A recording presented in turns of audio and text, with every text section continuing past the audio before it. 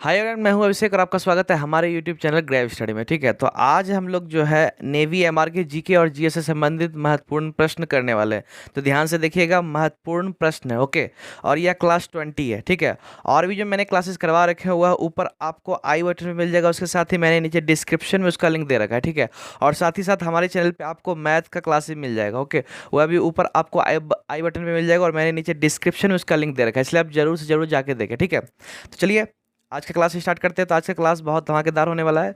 तो पहला प्रश्न, 2022 का फीफा विश्व कप फुटबॉल कहाँ आयोजित होगा? Where will be the 2022 FIFA world cup football be held? Option रूस, कतर, जर्मनी, इनमें से कोई नहीं। इसका जो सही आंसर हो जाएगा वह हो जाएगा ऑप्शन बी, कतर।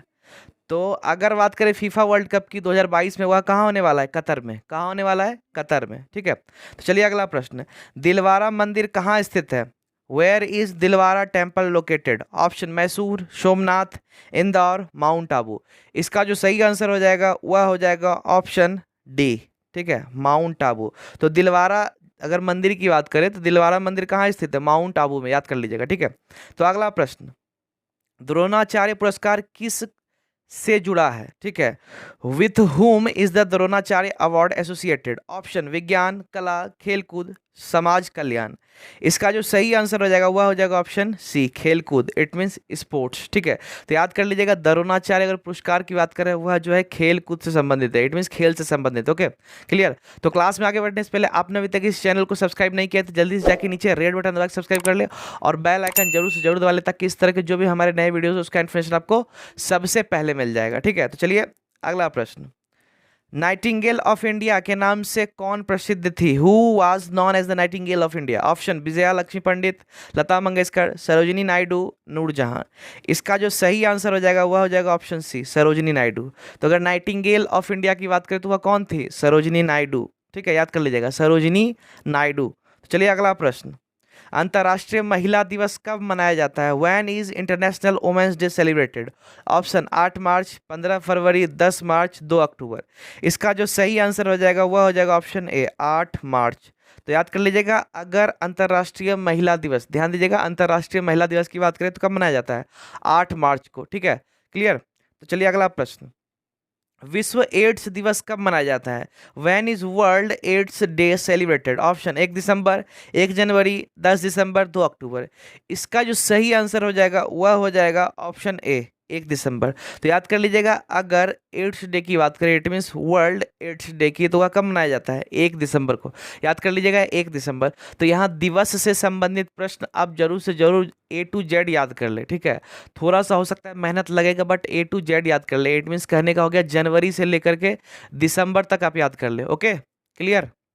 चलिए अगला प्रश्न, निम्न में से कौन सी जोड़ी सही नहीं है? ठीक है, which of the following pair is not correct? Option Pandit Ravishankar sitar, M F Hussain tabla, R K Narayan उपन्यास, कैफी आजमी कविता। ठीक है, तो इसका जो सही आंसर हो जाएगा वह हो जाएगा ऑप्शन बी। ठीक है, एम एफ हुसैन तबला। तो यहाँ अगर बात करें कि पंडित रवि शंकर की, तो वह सितार से संबंधित है। क्लियर। अब बात करें आर के नारायण, तो वह उपन्यास से संबंधित है। ठीक है, जैसे मालगुडी की बात करें, यह सब इनके द्वारा ही लिखा गया। ओके, अब कैफी आजमी की बात करें तो वह कविता से संबंधित। ठीक है, क्लियर। तो यहाँ पे अगर एम एफ हुसैन की बात करें तो यह जो है तबला से संबंधित नहीं है। ठीक है, इसलिए इसका सही आंसर हो गया ऑप्शन बी। अगला प्रश्न, निम्न में से किस क्षेत्र में नोबेल पुरस्कार नहीं दिया जाता है? In which of the following fields Nobel prize is not given? Option भौतिक विज्ञान, फिजिक्स, रसायन विज्ञान, केमिस्ट्री, शांति, पीस, संगीत, म्यूजिक। इसका जो सही आंसर हो जाएगा वह हो जाएगा ऑप्शन डी, संगीत। तो अगर संगीत की बात करें तो संगीत के क्षेत्र में जो है नोबेल पुरस्कार नहीं दिया जाता है। ठीक है, तो चलिए अगला प्रश्न, भारत की सबसे पुरानी तेल रिफाइनरी कौन सी है? Which is the oldest oil refinery in India? Option Digboi, Haldia, Koyali, Noonmati. इसका जो सही आंसर हो जाएगा वह हो जाएगा ऑप्शन ए। तो याद कर लीजिएगा, सबसे पुरानी तेल रिफाइनरी की बात करें तो क्या है? डिगबोई। याद कर लीजिएगा, डिगबोई। Okay, clear. तो चलिए अगला प्रश्न, जसपाल राणा निम्न में से किस खेल से जुड़े हैं? Jaspal Rana is associated with which of the following sports? Option तैराकी, टेनिस, निशानेबाजी, तीरंदाजी। इसका जो सही आंसर हो जाएगा वह हो जाएगा ऑप्शन सी, निशानेबाजी। तो याद कर लीजिएगा जसपाल राणा, ठीक है, जसपाल राणा जो है वो शूटिंग से संबंधित है। तो एक चीज़ आप यह काम कर सकते हैं कि जितना भी प्लेयर है, ठीक है, या म्यूजिशियन है, वह अपने किस क्षेत्र से संबंधित है, इस चीज़ को आप जरूर से जरूर याद कर ले, ठीक है। बहुत सारे पॉपुलर है, ऐसा नहीं कि सभी का याद करना है, मतलब पॉपुलर बहुत सारे हैं, उनको आपको नोट डाउन कर लेना है, ठीक है, उनको याद कर लेना है, बहुत ज़रूरी है, इसलिए मैं बोल रहा हूँ, ठीक है। आपको पता होगा बार बार पूछा जाता है। ओके, तो चलिए अगला प्रश्न। रक्त का दाब मापने में काम आता है, use in measuring blood pressure. Option electrocardiogram, stethoscope, sphygmomanometer, नाड़ी पल्स, इट मीन्स नाड़ी दर, पल्स रेट। इसका जो सही आंसर हो जाएगा वह हो जाएगा ऑप्शन सी, स्फिग्मोमैनोमीटर। तो रक्तदाब की बात करें, ब्लड प्रेशर की बात करें, तो वह स्फिग्मोमैनोमीटर से नापा जाता है, ठीक है। आप देखेंगे डॉक्टर के यहाँ पे जो लगा करके इस तरह से दबाया जाता है, ठीक है, क्लियर। तब अगर स्टेथोस्कोप की बात करें तो स्टेथोस्कोप आला होता है, ठीक है, आला, आपको पता होगा इजीली, उससे क्या होता है, जैसे धड़कन वगैरह का जो धड़कना होता है इसी से पता किया जाता है, ठीक, क्लियर। चलिए अगला प्रश्न। मांसपेशियां थकान अनुभव करती हैं क्योंकि उसमें जमाव हो जाता है, ठीक है। Do the muscles feel tired because they become congested. Option HCl, uric acid, citric acid, lactic acid. इसका जो सही आंसर हो जाएगा वह हो जाएगा ऑप्शन डी, लैक्टिक एसिड। तो इस चीज़ को याद कर लीजिएगा कि मांसपेशियों की अगर थकान की बात करें, यह तब अनुभव किया जाता है जब हमारे, अगर मांसपेशियों की बात करें, उसमें क्या जम जाता है, लैक्टिक अम्ल, लैक्टिक एसिड, क्या, लैक्टिक एसिड, ठीक है। चलिए अगला प्रश्न। अश्रु गैस के रूप में प्रयुक्त कौन सा गैस है, which gas is used as a tear drop gas, ठीक है। ऑप्शन NO2, CCl3NO2, ठीक है, N2O, N2O5। इसका जो सही आंसर हो जाएगा वह हो जाएगा ऑप्शन बी, CCl3NO2, ठीक है, CCl3NO2, क्लोरोएसिटोफिनोन जिसको बोलते हैं, क्लोरोएसिटोफिनोन। हो सकता है कहीं पे आपको फॉर्मूला ना मिले तो याद कर ले, क्लोरोएसिटोफिनोन, ठीक है। अब बात करें हंसाने वाली गैस, अश्रु गैस तो हो गया, तो हंसाने वाली गैस कौन सा है, ठीक है, तो इसका होता है N2O। याद कर लीजिएगा हंसाने वाली गैस क्या है, N2O, it means nitrous oxide, क्या होगा, नाइट्रस ऑक्साइड, क्लियर। तो चलिए अगला प्रश्न। आवेश क्या है, व्हाट इज चार्ज, इलेक्ट्रॉनों का प्रभाव, प्रोटॉनों का प्रभाव, न्यूट्रॉनों का प्रभाव, इनमें से कोई नहीं। बहुत ही इजी क्वेश्चन है, ठीक है। इसका सही आंसर हो जाएगा वह हो जाएगा ऑप्शन ए, इलेक्ट्रॉनों का प्रभाव। आपको पता होगा चार्ज, अगर बात करें आवेश क्या है, तो इसमें क्या होता है, इलेक्ट्रॉन का प्रवाह ही होता है, फ्लो ऑफ इलेक्ट्रॉन की बात करें तो, ठीक है। तो अगर आप लोगों में से अगर कोई SSC GD के बच्चे, तो हमारे चैनल पे जो है आपको SSC GD का क्लास जो है रात के 8 बजे मिल जाता है, इसलिए आप जरूर हमारे साथ जुड़ जाए या रात के 8 बजे आ जाए, आपको क्लास मिल जाएगा। क्लास करने में आपको बहुत मज़ा आने वाला है। ओके, चलिए अगला प्रश्न। सबसे भारी कण है, is the heaviest particle. Option alpha, electron, proton, neutron. इसका जो सही आंसर हो जाएगा वह हो जाएगा ऑप्शन ए, ठीक है, याद कर लीजिएगा अल्फा।